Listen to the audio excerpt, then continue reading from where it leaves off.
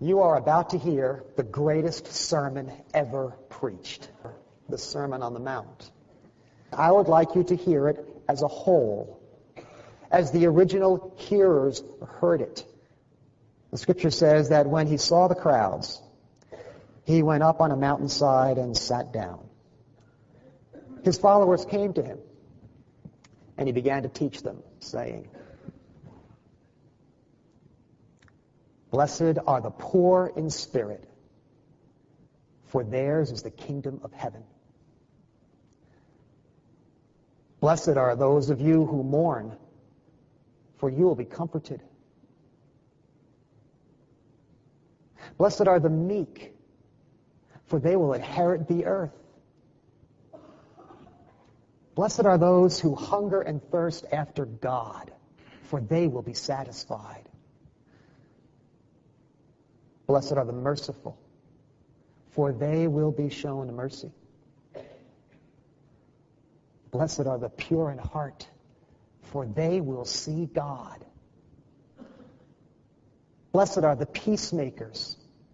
They will be called children of God. Blessed are those who are persecuted for living God's way, for theirs too is the kingdom of heaven. Blessed are you when people insult you or persecute you or falsely say all kinds of evil against you because of me. Rejoice, be glad about it. There's a great reward waiting for you, just as there was for the prophets who were persecuted before you."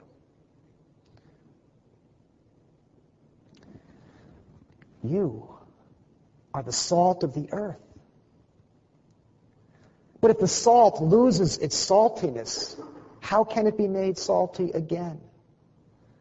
It's no longer good for anything except to be thrown out and trampled in the street. You are the light of the world. A city set on a hill cannot be hidden. Nor do people light a lamp and put it under a bowl. No, they put it on a stand, and it gives light to everyone in the house. In the same way, let your light shine before people, that they may see your good lives and praise your Father who is in heaven.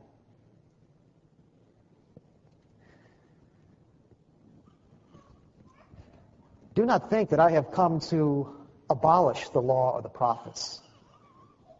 I have not come to abolish them, but to fulfill them. I tell you the truth, until heaven and earth pass away, not the smallest letter, not the least stroke of a pen will by any means disappear from the law, until everything God says is accomplished. Anyone who keeps this law and encourages others to do the same will be called great in the kingdom of heaven. But anyone who breaks even the smallest of these commandments and encourages others to do so will be called least in the kingdom of heaven.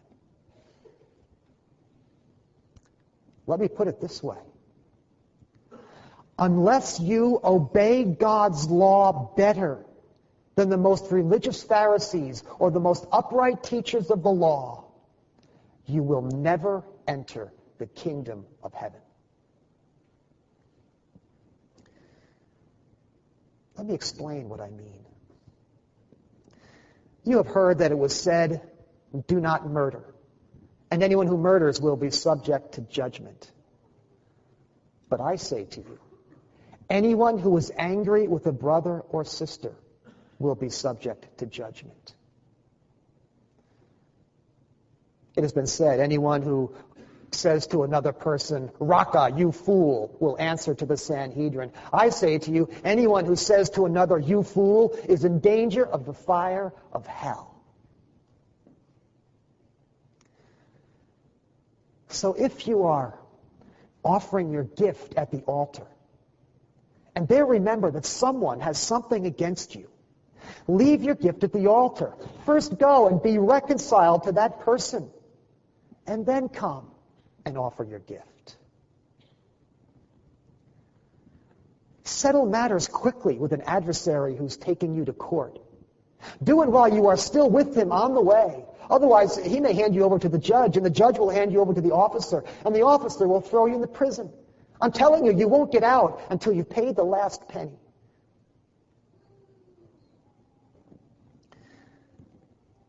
You have heard that it was said long ago, do not commit adultery. But I say to you, anyone who looks at a woman lustfully has already committed adultery in his heart. If your right eye causes you to sin, gouge it out and throw it away. It is better for you to lose one eye than for your soul to go into hell. If your right hand causes you to sin, cut it off and throw it away. It is better for you to lose one part of your body than for your whole body to go into hell. You have heard that it was said, anyone who divorces his wife must give her a certificate of divorce. But I say to you, anyone who divorces his wife, except for marital unfaithfulness, causes her to become an adulteress. And anyone who marries a woman so divorced becomes guilty of adultery.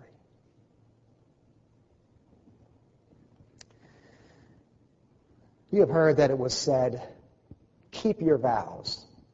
Do not break the vows you have made to the Lord. But I say to you, do not swear at all, either by heaven, because it is God's throne, or by earth, because it is God's footstool, or by Jerusalem, because it is the city of the great King. Do not even swear by your own head, for you cannot make even one hair white or black. Simply let your yes mean yes, and let your no mean no. Anything beyond this is prompted by the evil one.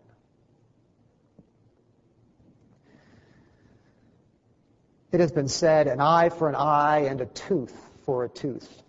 But I say to you, do not resist an evil person. If someone strikes you on the right cheek, turn to him the other also. If someone sues you and wants to take your tunic, give him your coat as well. If someone forces you to walk 1 mile, go with them 2. Give to the one who asks you, and do not turn away from one who wants to borrow from you.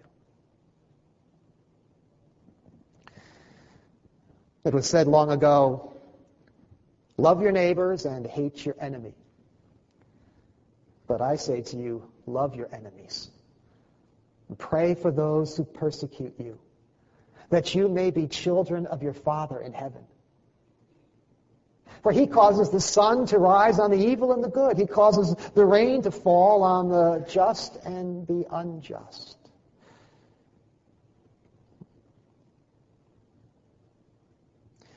If you only love those who love you, what good have you done? Even crooks do that. If you only greet your brothers, what sets you apart from anyone else? Even unbelievers do that. You must be perfect, as your heavenly Father is perfect.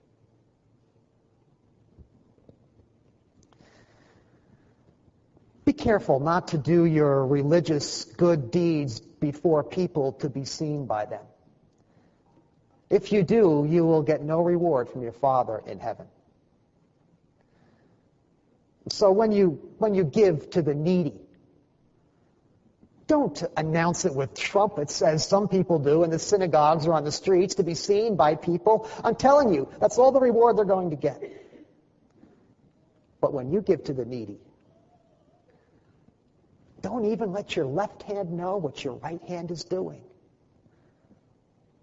But your Father, who sees what is done in secret, will reward you. And when you pray, don't be like some religious show-offs who love to stand in the synagogue or on the street corners to be seen by people. I'm telling you, that's all the reward they're going to get. But when you pray, go into your room, close the door and just talk to your Father in heaven who is unseen. And your Father, who sees what is done in secret, will reward you. And when you pray, don't keep on babbling religious phrases like some superstitious people do. They think they'll be heard because of their religious-sounding words. Don't be like them. Your Father knows what you need before you ask Him. Let your prayers be something like this. Our Father in heaven, may your name be great. May your will be done. May your kingdom come on earth as it is in heaven. Give us this day our daily bread. And forgive us our debts as we forgive our debtors. And lead us not into temptation, but deliver us from evil. For if you forgive people when they sin against you, your heavenly Father will forgive you. But if you do not forgive people their sins, why should your Father forgive you?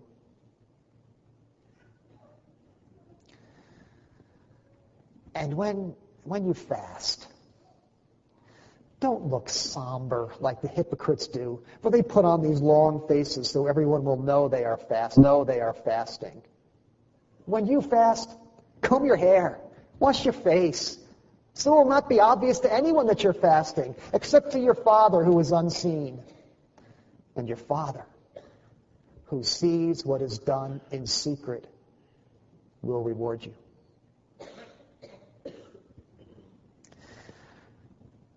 Don't store up treasure for yourselves here on earth, where moth and rust destroy and where thieves break in and steal. Store up your treasure in the kingdom of heaven, where moth and rust do not destroy and where thieves cannot break in and steal. For where your treasure is, there your heart will be also. The eye is the lamp of the body. If your eyes look on what is good, then your body will be full of light. But if you set your gaze on what is bad, your body will be full of darkness. And if the light within you is dark, how awful is that darkness?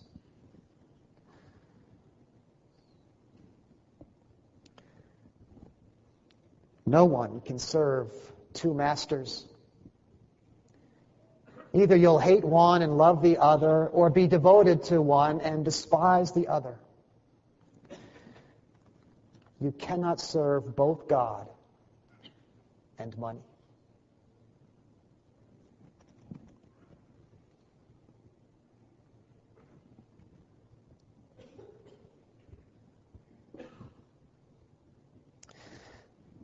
Do not judge one another, or you too will be judged.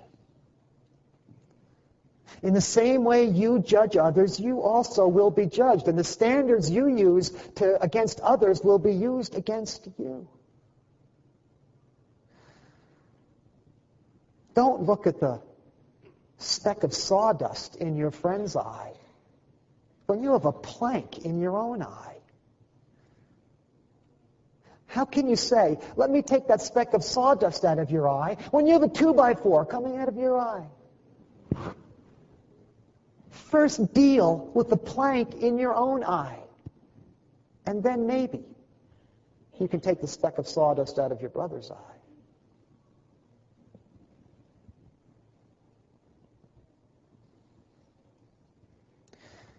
Don't give sacred truth to people who aren't interested. Don't cast pearls before swine. If you do, they may trample it underfoot and turn and tear you to pieces. Ask, and it will be given. Seek, and you will find. Knock, and the door will be open to you. For everyone who asks receives. Everyone who seeks finds. And to the one who knocks, the door will be opened. Which of you fathers and mothers here, if your child asked you for bread, would give a stone? Or if they asked for a fish, you would give a snake? Well, if you, who are evil, know how to give good gifts to your children, how much more will your heavenly Father give good gifts to those who ask him?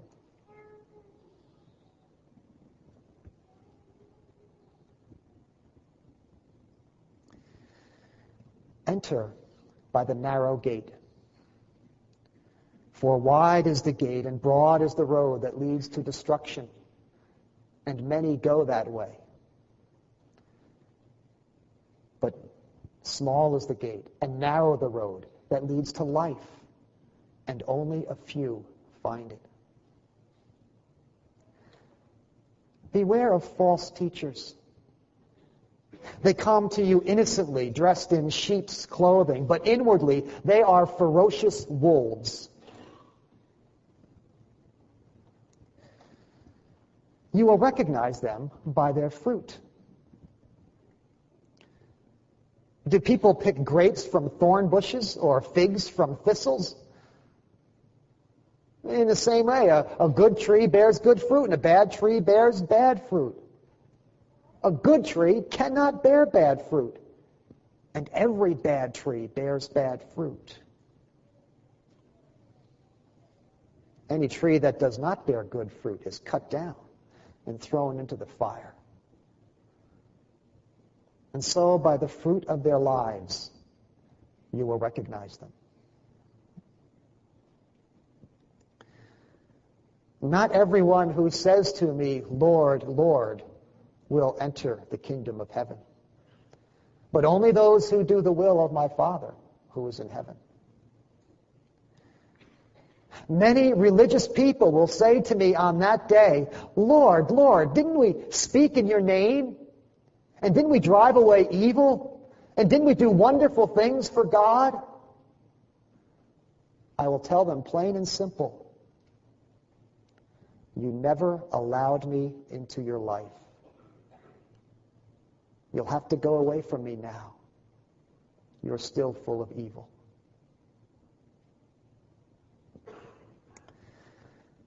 Therefore, everyone who hears these words of mine and lives by them is like the wise person who built a house upon the rock. The rains came down, the streams rose, and the wind blew and beat against that house, but it did not fall because it had its foundation on the rock. But whoever hears these words of mine and does not live by them is like the foolish person who built their house on sand. The rain came down, the streams rose, the wind blew and beat against that house, and it fell with a great crash.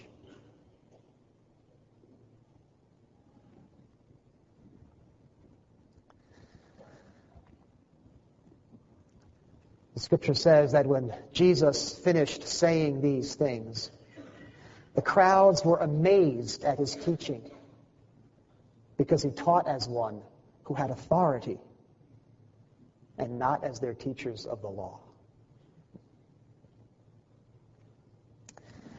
Our first response after hearing this sermon is probably similar to the response of those original listeners.